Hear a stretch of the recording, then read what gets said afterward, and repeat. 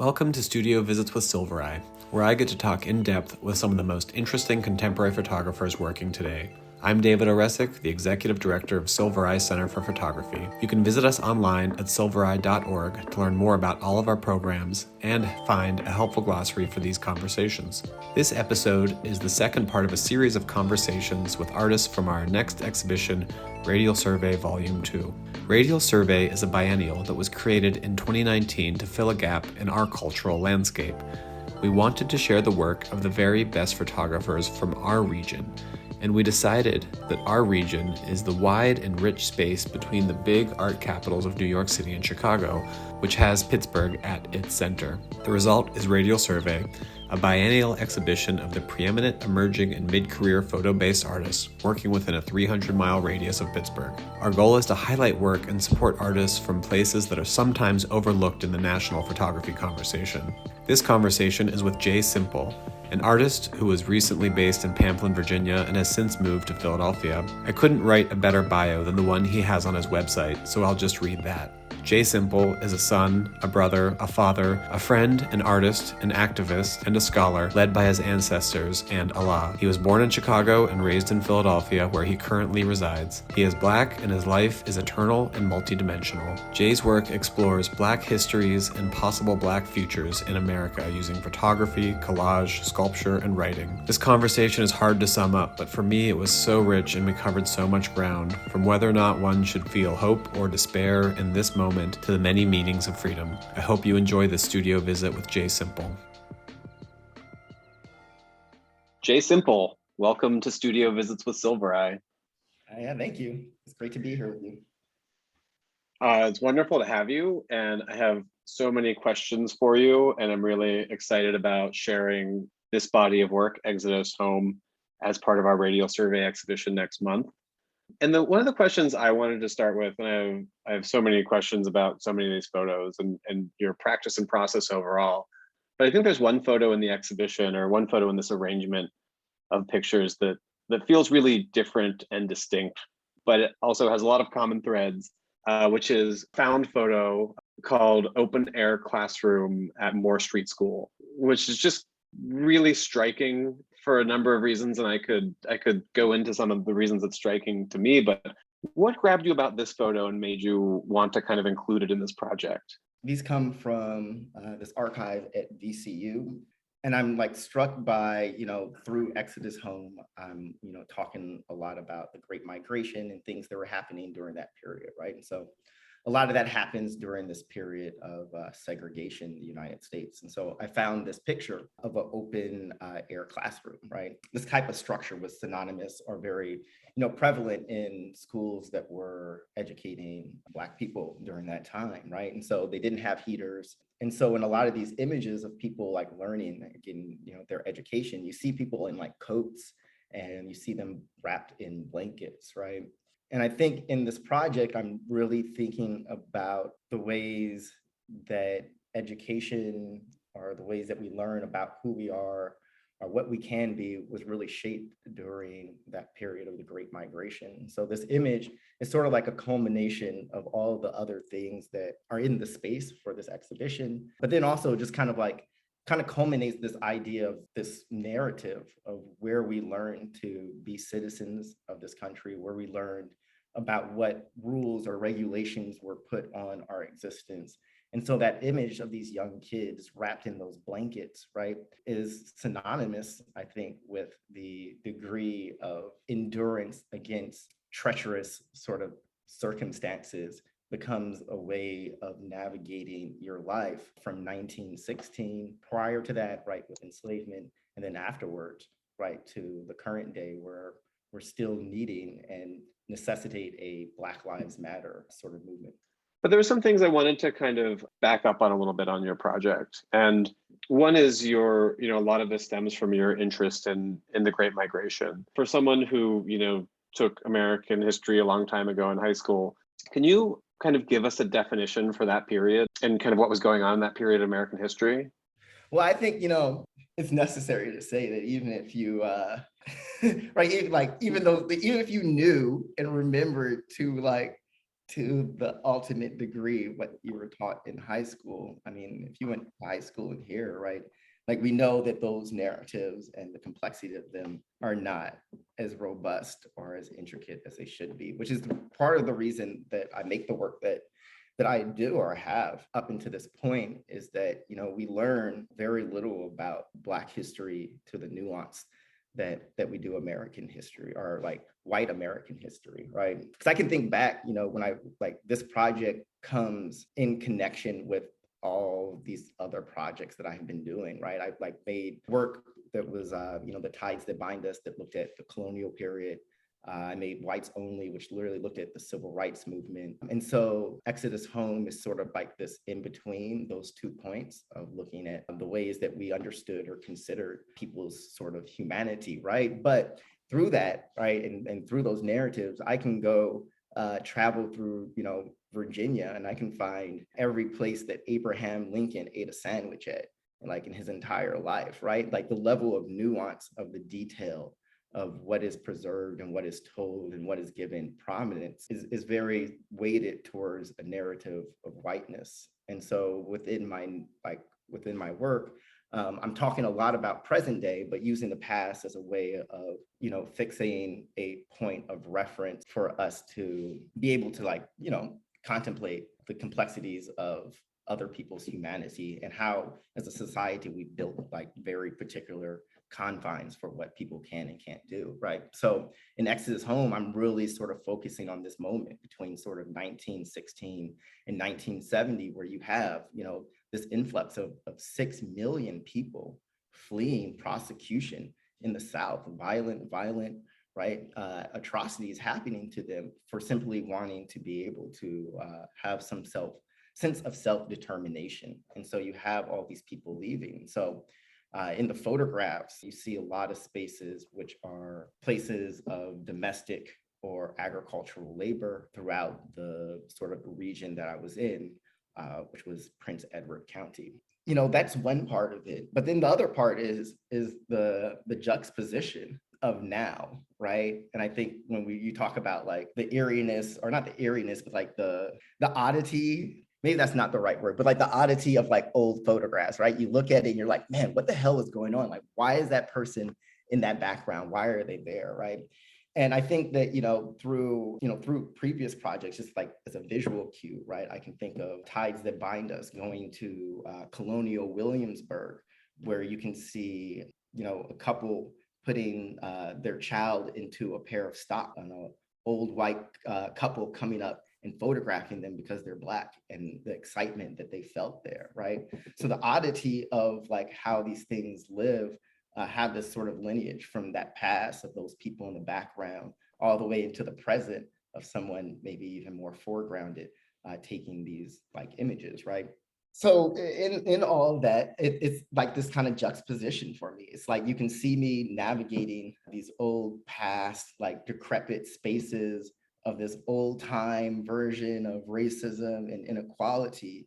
And then simultaneously, when you click out of that, you're in reality where those forms of brutality have now been sanctioned by state mobs, right?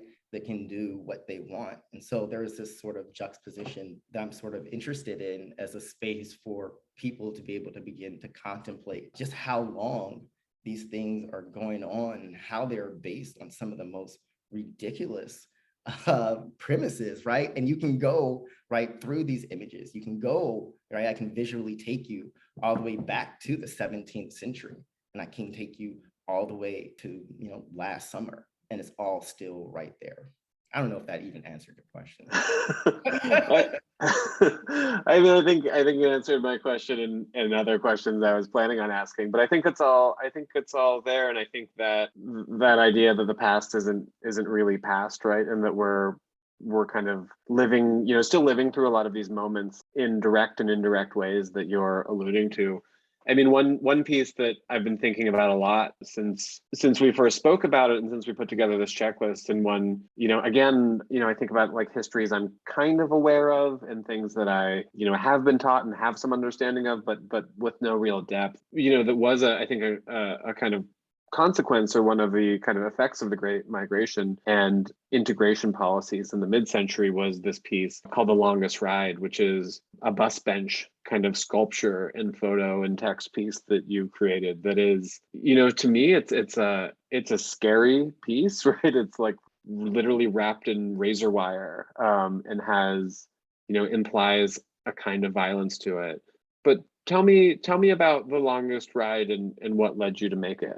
Yeah, so I mean, Longest Ride is a piece about Brown versus Board of Education, right? So Brown versus Board of Education was a culmination of many other cases that were happening right throughout the South that becomes this sort of landmark case. And so one of them was against Prince Edward County Board of Education for the segregation of their schools, right?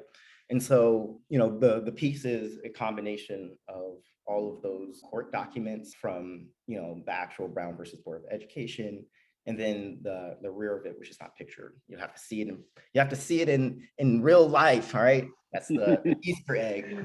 But if you go around to the back, right, there's other documents and sort of newspapers and a lot of just things that were centered around desegregation in the town generally, right?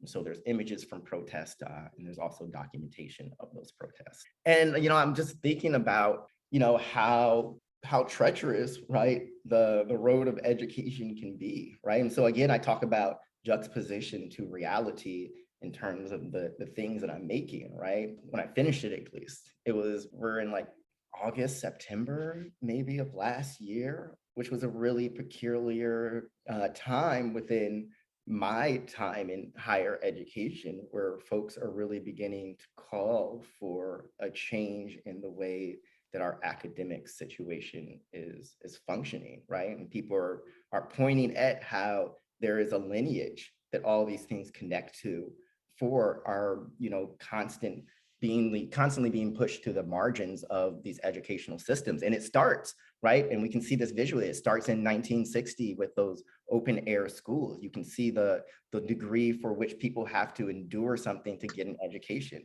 right? And that's very literal in its documentation. And here, right, it becomes even more, it has those sort of literal documentations of what they showed, but then it has this sort of abstraction of it where we can sort of see the treacherousness in the barbed wire and the burned pencils and the jaggedness of them, and the inability, right, for us to see that seat and realize that it's for a very small child, right? This is not this is a child's cheer.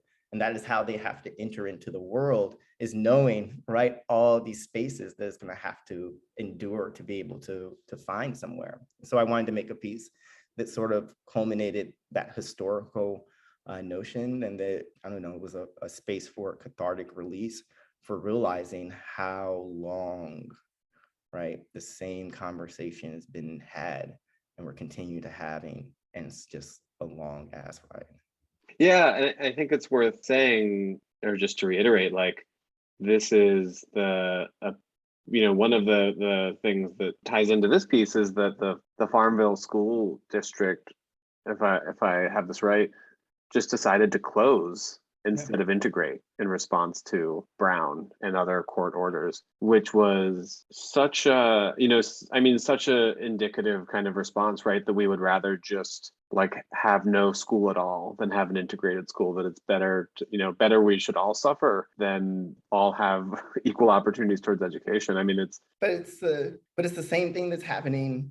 And in my head, I'm like, I don't know how much David wants me to how much you guys want to get active with I mean, you tangential to the work, right? But it's not though, right? Because, in a way, we can look at these calls for inclusion and diversity within academia are the same exact calls that they were desegregation is essentially diversity and inclusion, right?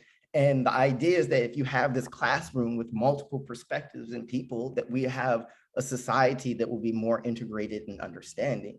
That is the basis for all of these things, right? And so that same thing that you're talking about, right, that happened where they shutting down all the schools rather than add inclusion, right? You can see, the onslaught of creating committees that never come out with any plan that ever gets instituted as that same sort of philosophy and outlook for how to deal with people who want more. Yeah, there's something else in this piece, and I'll ask you about it in other pieces too, but I really am interested in and drawn to so many of your material choices, particularly something that pops up again and again is the use of gold leaf. And here we have, barbed wire, an old child's bus bench, these burned pencils, archival photos, and some documentation. And I would also love if you would just sort of talk about what the documentation is or where that's from, and then why it's all kind of almost like bound together with gold leaf. Like, it seems like the gold leaf touches every part of the sculpture. I was listening to this lecture by Terry Atkins, late Terry Atkins, last week, maybe it was. And he has this idea he talks about. It's called potential disclosure. And in it, he talks about using archival imagery and objects in this way, in the sense that you see something often and you know that it has a spirit or a narrative or something to it that has the possibility of being disclosed. And often that disclosure comes from the interconnection with it and other objects. And then from there is like this sort of coming of a message, right? And so I really think that, I never thought about it in those terms, but when I heard that, I was like, oh, that's like the perfect wordage for like how I envision and how I kind of have been working, right? Where it's like, I found the school bus. I found that on, it had to be on some online free or one of those like apps that you use and you get free stuff. I saw it on there and I went and I picked it up and I was like, cool. And it sat in my studio for almost like a year, right? The barbed wire comes from the field behind my house. It used to be all tobacco farms over here and bush hog farms where I used to live. I can easily like put myself back there. I'm like where I live right now.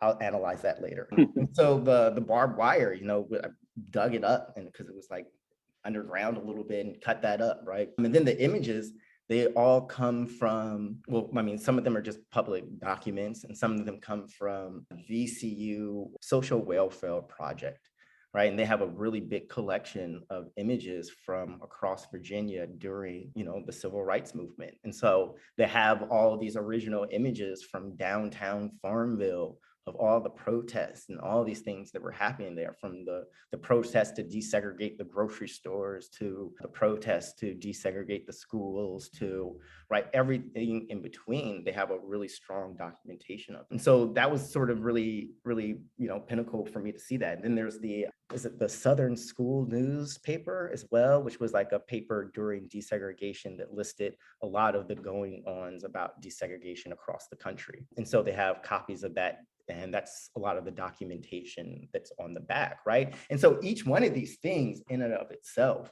is like an object that has a narrative. But I think once it's all combined together, we kind of get the full scope of that moment in one way, right? We see like the legal ramifications. We see also the physical ramifications of those moments, of the brutality of it. And so then, of that though, there are people who have sat in that chair and have endured those rides. That's the only way that I can get here. So even while it's simultaneously a treacherous and a deadly and a violent space, right?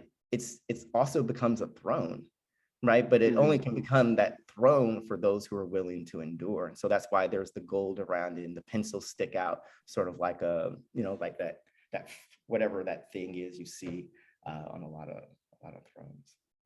Yeah, or I was almost thinking like a halo as well, like almost like a religious scene or something like that. And well, maybe on that note, there's a couple pieces as well that also use the gold leaf and that I think are also incredibly, emotionally affecting, are the kind of series of Red Summers where you've taken protest photography from newspapers, from different civil rights protests from a very long span of time, all throughout the 20th century, basically, and washed the images in red and then used gold leaf to cover some of the faces. Tell me about the kind of overall decision, but again, also really interested in these material choices that you're working through. So I've been thinking about these Red Summers throughout the project become some forms of like this kind of visual anchor of these periods that I'm taking you across, right? And we go all the way back from 1919, one of the very first right? The first, I think, where that term got coined from was 1919 in Chicago. And across the United States, there's a series of race riots, right, that's occurring. And then we can kind of look back from, past to, Isaac Woodard, beginning of the civil rights movement, he's coming back from World War II, the death of Fred Hampton, right? The death of George Floyd, and the events that happen within the city. And so all of those things become these pinnacle moments where we sort of see the definition or idea or contemplation about what citizenship can and should be for people who are not white within this country, right? And so in the similar one that you bring up, right, comes from Birmingham, Alabama, right, 1963, right? And you have these dogs and policemen brutally attacking a very large majority, right, high school and young children who are asking for into segregation, right? And so we see this imagery, right? Like if you've gone through probably your typical high school education here, right? Seeing like an Eyes on the Prize or, any commemoration that happens once a month or once a year for Black History Month, right? You've seen these imagery of this brutal attack that's happening on these people, right? Who are protesting just for their freedom. And through that, right, we understand that moment in one sense, but we also kind of fetishize those images, right? I mean, the ease that we look at and digest imagery of brutality and state brutality and white brutality on Black people is like ridiculous, right? Like it's almost daily that you are getting or receiving information, right? That normalizes seeing Black bodies being brutalized by the police and by other white people. It's like a part of our normal digestion of media. And so in that, realizing that there is a fetishization that occurs when we see these images. And so I cover up their faces with the gold in the same way that I imagine the gold of, being used in the longest ride, right? Is that this gold becomes a way of anointing, right? The subjects within it that, knowing that we're not going to be able to, we live in a society that's so easily digest that information about them and come to certain conclusions about those people based off of that. I cover it with the gold to give them both cover, but then also this anointing, right? And then of course it has like the red tint, which is sort of a reference to the blood of the red. Yeah, I mean, I think that's so interesting for me. I came through a very formal traditional photography education. I remember being, young, even in high school, and just thinking about how even, among the liberal kind of progressive side, like protest photography was viewed as like the highest form of photography in a lot of ways. Like this is what, people who care do, is they show the brutality, like they shine the light in the darkness and they show us the terrible things that are happening so we can fix them and make them better, and never really giving any thought to that idea that we had become so desensitized or so just used to digesting images of violence, especially images of violence against Black and brown bodies, that it became so unquestioned, I guess, in a lot of kind of communities, that these images are good, and it is good to look at these images and like, whatever the cost, right? Like there's a net good to this. And there's just such a basic question being asked about photography in these pictures, which I find myself asking a lot these days, which is like, should one look? Should one look at this violence or not? And how should one look? And I love the way that you've handled it, because I think the answer I get from your work is yes, one should see this, but with a sense of gravity, right? Which is like the red, which is the blood, but there's also with a sense of transcendence, that they're like you are saying, like there's an anointing. And again, I come back to this like almost kind of religious connotation, right? Like there is something that feels holy to me happening here, especially with that mark of gold. Yeah, yeah, I'm totally with. But I think that, yeah, I mean, I think that I mean, I don't think it is it's even kind of religious. I believe in the power of my ancestors. You know what I mean? So like, yeah, I totally think that is that is all a part of it. But then, as far as like where to look, I think that is, I mean, isn't that kind of the crises that photography in the mainstream is going through right now? Like we can't, like, because And a part of it is that we haven't yet developed, I think, the nuanced visual language to talk about the complexity of a moment like this, right? Where, we're more inclined to take this image and be like, this is the image of brutality, right? But really the image of brutality is like a lot of old white guys in suits sitting around tables. Like that is a violent place. I'm in a lot of those rooms. I know those rooms, the violence that occurs inside of them, right? But we've become to be, again, right, it's that fetishization of this type of thing as the moment that becomes pinnacle to talk about, to be able to solve these issues, right? But what is a visual culture where we're used to seeing the perpetuators of this crime, and beyond, right, just the simplicity of it's the cops' problem. Like, no, it's legislation and laws that grant them the power to do that, which is all these other levels of governance, right? What is it when these things happen, if we had the visual language that we saw the other faces of this, right? What kind of change comes from that? But then that has the trickle effect of all these other places that we're talking about that change needs to happen. And I think what really happens is a lot of people don't want to turn that mirror onto themselves, right? And have to contemplate about their own complacency and their own sort of role within these paradigms. And so by removing the one thing that they can fetishize on, I only leave them the space to look at themselves. Or at least I hope. No, I think that rings true. And I think, again, going back to just the whole nature of protest photography, it does become a convenient way of summing up a really complicated issue in a single kind of image, and in a way that can take some of the onus off of a certain power structures, right? That are people in powerful rooms in suits and ties can say, well, it's not us. It's clearly down on the street where the evil is happening. We're just doing our thing, which is, I think, a really good point. I also think, when I keep coming back to the religion idea, I think that's because I grew up in a Byzantine Catholic church with lots of kind of traditional icon paintings, and my father was actually an icon painter, and so the gold leaf is such a big part of that, and the gold leafing the halos of the saints and everything. So I think that may be more of like a personal connection to me that I'm reading into, but I don't know, it's really moving for me. But even on the packaging of like that gold leaf, when you go buy it, I mean, that's like, even that language is like already even built into like the advertising. It's always like that same type of like, yeah, I know what you're talking about. I think it goes with it. You can't buy it, at least maybe. To move on to some of the other pieces, and one of the other kind of forms that's within here is the 8-track.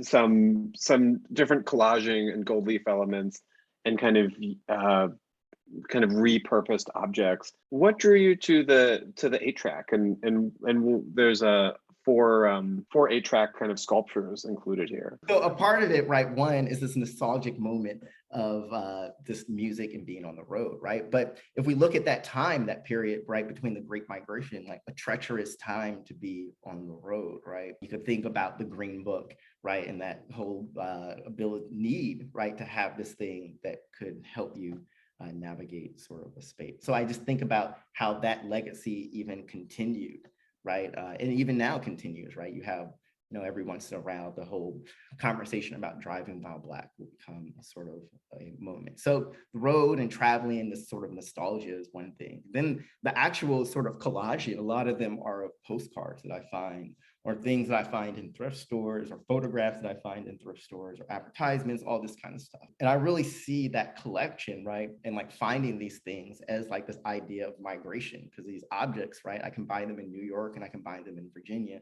and they've traveled around, right? You can say, like, you can look at the back of it and see people have sent this letter around.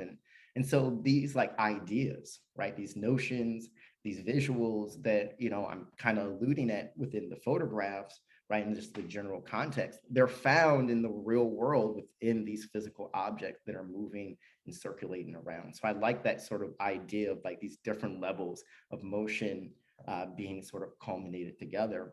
And so a lot of times I'm just like combining together, things that sort of stick out to me. And some of them are like very specific. Some of them are just like, these like the plethora of images that I see of, the old North, right? And it's a picture of the cotton plantation. It's just like such a like I like dime a dozen, right? And then some of them are these combinations of all of these things, right?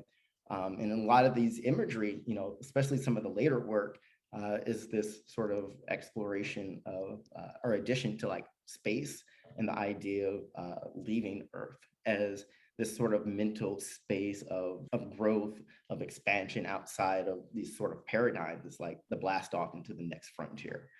So those visuals start to get worked into some of these collages as well. And there's just like these sort of like, motifs that I think I come back to. It's like the kid in the classroom looking out the window, seeing the rocket about to blast off, but then it's all somehow or another chained down and contained. And the only thing that's playing on this old record is the old North or something like that, right? So there's a level of humor to it, but also it's just a way to just sit down and contemplate both the objects and the way that they sort of speak to, right, that idea of potential disclosure, I guess.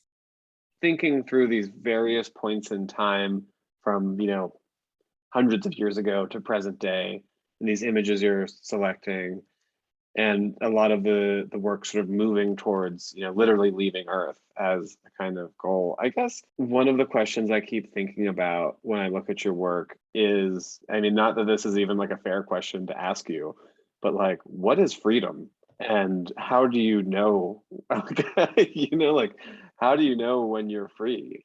Is it when you're out of the world? Like, when you've left this world completely, like these astronauts that you're depicting, or is it in something more kind of simple and mundane, like music, like the 8-track kind of leads you to?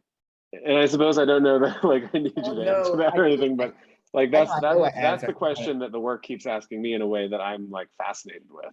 It's a question that I think needs a delicate answer, right? Yeah. And so I'm smiling, I'm laughing because it's the conundrum, I think, of everything that we're going through right now is what is freedom, right? And what is freedom and who actually gets to be free, right? Because I mean, if you really want to do it and you want to look at these issues that I'm talking about historically, right? Well, in any historical moment, someone has not been free, right? Like that has been the way that we've organized ourselves in history, in time. Like, tell me a place where there was not these some level of inequality, right? And this goes back to that idea, inequality anywhere, so right? It's inequality everywhere. So that inequality has always been a part of our existence. Now, I think what has happened though, in a contemporary sense, is that what we're seeing is that there is a global majority which are all facing the same level of oppression, which comes from a very small subsection of the human population, right? And I think that is where we get the responses to the vast. Is it better if the same things are put upon a smaller majority of people? Does that become a part of what equality may mean, or a more equitable space means, right? We can say that statistically. I mean, that is true, but does that still hold true morally and spiritually, right, and ethically? I don't know if I'm necessarily objective enough to answer that question, right? I can't answer that. What I can say is that I can talk to the levels of racism and bigotry that I've experienced in my entire life, right? I can tell you very brutal things that I have seen happen to people, that I have experienced. And all those things will change you, and they begin to change what you require to feel free. And so I have that as a part of my lexicon of what I desire and what I seek freedom of. And so I think, the goal in a lot of this work and these conversations is to try to set up a visual culture, but also a accessible culture where we can try to avoid people having to deal with the level of oppression that folks do, because it changes a lot about people, I think, and what they see is possible, especially when looking upon other people, right? And so, there is a level of, I look upon white people and I don't need to know you or your narrative or your story. You represent the oppression that happens in this country, right? And that's something that I have to be able to recognize and think through and analyze as I begin to consider what freedom could mean. But what if someone doesn't have to go through, right, the 34 years of that stuff that I did? How do they begin to reimagine and rethink about what freedom could be and the possibilities of it? I mean, I think that's a really, I think, good answer to a kind of impossible question. For all the incredibly like difficult and tragic and outrageous, outrageous from the form of like they give me outrage to think about these injustices. There's a lot of optimism, I think, in the pictures as well, or there is a kind of hopefulness contained within, I think, especially around future generations and younger people. Is that a fair read? Oh no, I have a lot of hope. I have a lot of hope. I think it's inevitable. I think we're headed in a very good space in all these conversations. I keep talking about this idea of the global majority, and I think Yeah. that the majority of the world is getting tired of living within these paradigms. And so I see a very bright future for those who align themselves with a different way of thinking. And so I think that is within the images. Yeah, for sure. I see like a possibility of the future. And I see that I kind of play between those of seeing like, the complexities of that history and the so right. But then it's just like, we're blasting off, you know what I mean? It's like a picture of Marcus Garvey. And like, I look at that and I see him in the spaceship and like we're off, and that is like sort of these moments of like speculative history / wishful futurism. Yeah, and these images are this collage, right? That is kind of organized around these kind of marketing cartoon characters known as the Gold Dust Twins. Who are they, and how did you come to include them in this piece? I used to see them all the time. So like I go to like thrift stores all across Virginia, which can be like very fun and then also just really weird. And so I remember the store specifically, I saw like the biggest collection of those. And the guy had like all his Confederate leaflets and like sign up sheets in the front. And then he had these like soaps and all this other stuff. And it was like right behind the counter. I just thought it was just a weird moment. But then I looked at them, right? And there's these two depictions. And it's these like, the one that's in this picture is a little bit more like advanced. There's like earlier ones where they're just basically like a fully Black caricature, right? Like no definition in anything. And they were supposed to be demeaning in their depiction of Blackness, right? And then I started really thinking about, this idea of potential disclosure. Then also thinking about Kerry James Marshall, right? And like his usage of Black as the sort of a symbolism of showing the depths of, Blackness by mixing all these Blacks. And then it just kind of made me think about like the actuality, like the physical makeup of what the characters are only some way demeaning if you buy into this idea that a Black figurine that's male depicting and wearing a dress can somehow never be demeaning, right? That's the only way that it can be. And all of those are notions which are based in white supremacy and Eurocentric ideology, right? So once you depart from that, right, those images become something totally different. And so I look at them and I see they have this potential to disclose radical ideas, right, of being able to show us a different way of looking that wasn't even probably the conscious decision of the people who made it, right? Which kind of gets back to these other ideas that I could get into about the radical nature of Blackness that supersedes racial ideology, but I don't know if we got time for that. No, I mean, I think that's so interesting, and we have as much time as you have. So I think, yeah, I think, in many cases, right, like this, right, this cultural context of subjugation or demeaning images is, I think, I guess maybe we don't always recognize how contingent it is on just a huge degree of cultural assumptions, right? Like you just pointed out, right? Like, if you have the cultural assumption that men shouldn't wear dresses, then it's kind of a humiliation. But if you don't, or, if you have a cultural assumption that people should wear whatever they want, then it comes from a very different place. There's something in your artistic actions here that, even though we may think our cultural assumptions are more enlightened than they were, right? Like a lot of these cultural assumptions are still very much ingrained in us.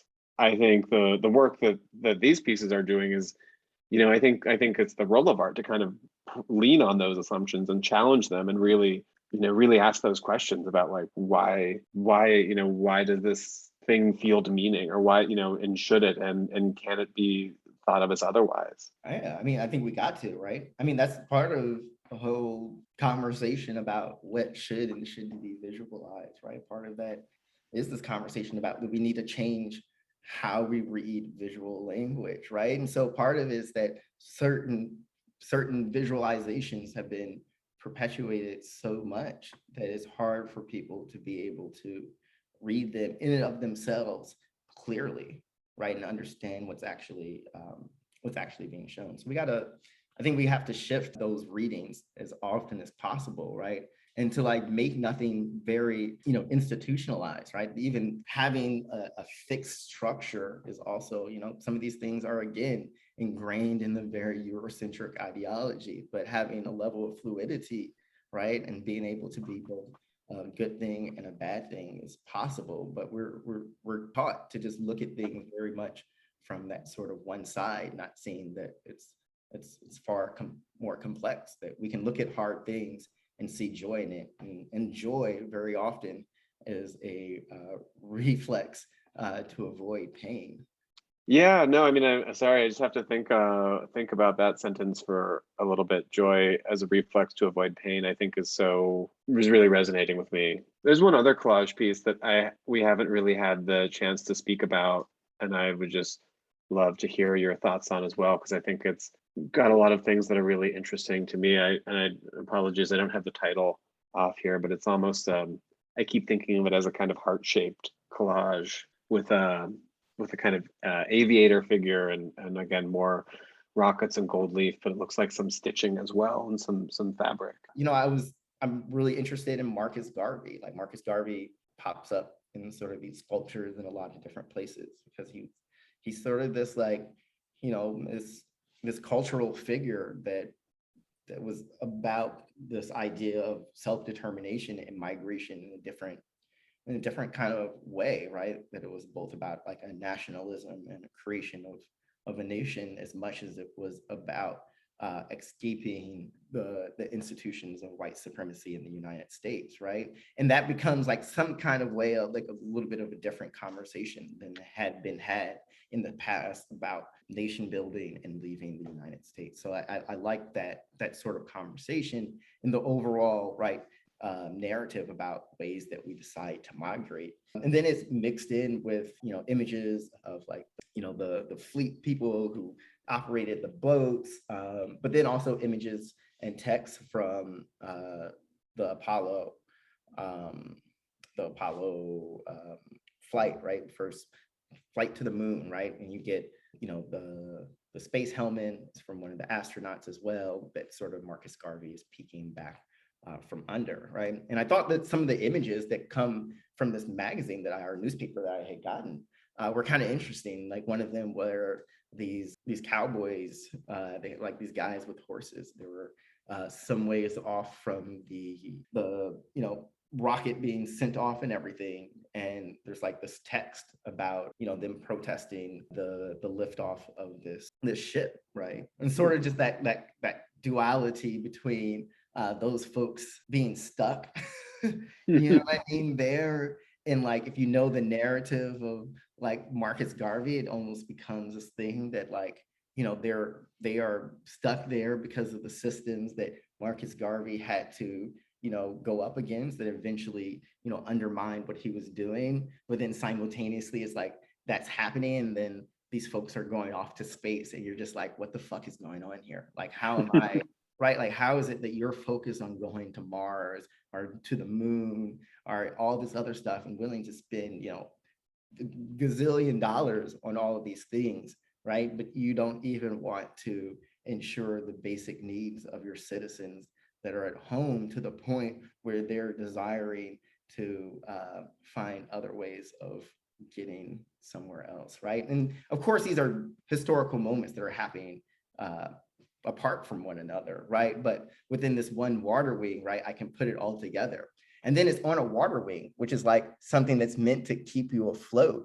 And it's just like, is it though? Like, is this really the thing that's going to keep us afloat? And then when you see it, it's small. You know what I mean? Again, it's very much like a water wing for a child. So again, it goes back to this motif of being youthful, right? And this is what you're born into. And these are the things that keep you afloat. That's a crazy world. Yeah, I didn't realize they were water wings. That's so interesting. Is it important? You know, I keep thinking about time in your work and how it really, in many ways, in this series becomes very nonlinear, right? Things are kind of mashed together out of sequence, and you're kind of making connections that, you know, have a lot of reasons for being connected, but aren't necessarily, you know, again, it's not like chronological.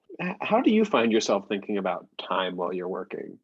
Yeah, I don't think of time linearly because it's not really how we like interact with these things. You know what I mean? Like, I remember I've seen folks who like still get hyped for seeing a photograph of the daughters of the Confederacy all like hanging out in front of a Confederate statue. Like I've had students that are talking that to me. So the way that we experience the past is just like it is present. Like I know the event has no longer happened, right?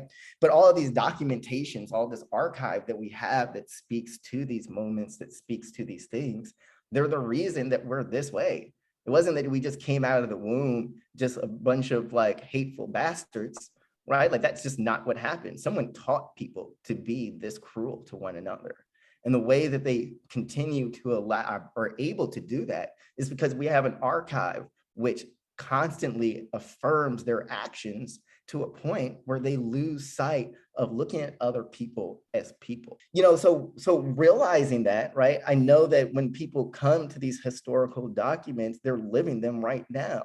It's the way that people talk about the Confederate flag, and this is not about racism. This is about history and narrative. This is about pride. This is about all these other things. It's really very much linked to a visual culture, which allows them to perpetuate that same idea.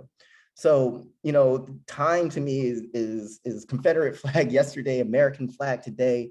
I see them all as the same thing. They're flags of oppression and colonialism, and they just look different.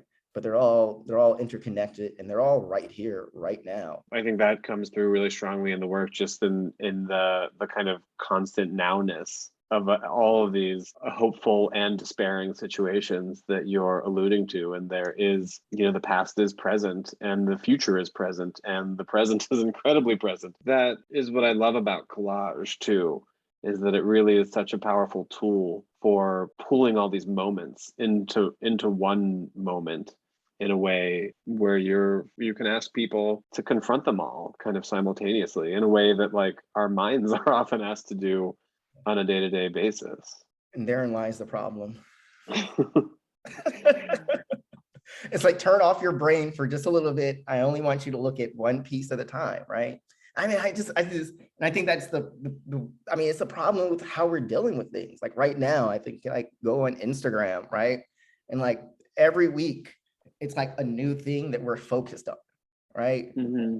This past week, we've been thinking about, you know, everything that was happening with the migrants from Haiti, right? And then, right, the week before, and then the week before, and the week before, and we're dealing with these things one thing at a time, right? One historical context, one contemporary moment at a time. And I think that we need to start interrelating all of these things, right? What's happening in Haiti is the same thing and interconnected with what's happening in the United States, with what's happening in South America and Brazil, what's happening in Canada with indigenous populations, and you know, all this stuff that's going on is all interrelated. It's all interconnected, right? And it's past and it's present, it's all of these things. But when we only look at them one at a time, we don't really get to figure out, one, our commonality beyond the lines that white supremacy put up for us. And once we start to reanalyze those things and drop down those lines, I think that's where we get to the conversation of what is freedom that you had posed before. I guess one last question about the work, and this is something that I wonder about almost every artist I talk to, which is just a more process-based question and a more about how you're thinking, which is how much are your works kind of planned out versus how much do you begin following a kind of intuition about, about these, one, like literally when you're just making, but two, about these ideas and how you're assembling them? Very rarely do I know what I'm doing. I think photographically. So when I make photos, I usually see those before I take them in a theoretical way. It's like, I didn't know to take that picture of like the barn with me going up the stairs. But once I saw it and I looked at it, I knew what that would be. With the sculptures, it's more, I collect a lot. I just have bins and bins of postcards and newspapers and memorabilia and just stuff. And I usually like start off with like a thing, right? With this, it was the water wing. I just knew that I wanted to do something with the water wing and Marcus Garvey. So that's how it started off. And then the pieces really developed. So I started this piece in January. And so I came to a spot where I felt it was like ready just when I showed it to you all, like last month. So, like the newspaper articles that are on there, I just got those maybe 3 or 4 months ago. Right. And so I saw that image and knew what to relate it to. So the pieces they're constantly growing. And there's like, I have one right here that I've been working on, and it's just sitting here, and we'll see where it goes to. And when it feels finished, it's finished. But, I start with one thing and I put one thing on it, and then I build it up slowly over time. That style of like intuitive working is, obviously you're incredibly knowledgeable about a huge range of like histories and subjects, but also you can feel that kind of intuitive flow in a lot of this work that becomes, does so many of those things with time that you were kind of discussing, that synthesize a lot of these ideas in ways that are almost below a conscious level, I guess, subconscious. Yeah. I think it's important to have that, like, and then I like that aspect of, the collage and the more sculptural work in relationship to the photos. Like, it allows me to have different conversations, even just in the conversation with myself, right? Yeah. Where I can spend time working out the things that I'm consciously thinking about. And then I can also have a space where I can try to figure out if like there is a space of subconscious working. But then I just think like the formalities of it, they change a lot, and the structure of the things change a lot. And as we're talking about all these like, heady ideas of changing, how we structure things, of how we work, of how we look at things. It's like nice to be able to, at least even in the functional way that I make work, come from it in different aspects, right? Where I can make something on paper, and I can make something that's an object, and I can make something that's just an archive photograph, and that can be it. And I can make a photograph. And now really just kind of thinking about, they live very separately sometimes though in my practice. And so I think now I've been really kind of, the new work that I'm making combines sort of everything together, from the collages to the photographs to the sculptures, that they have a little bit different level of interconnection that I'm interested in seeing what happens with. Jay Simple, thank you so much for sharing your work with us today. Of course, David, thanks for having me.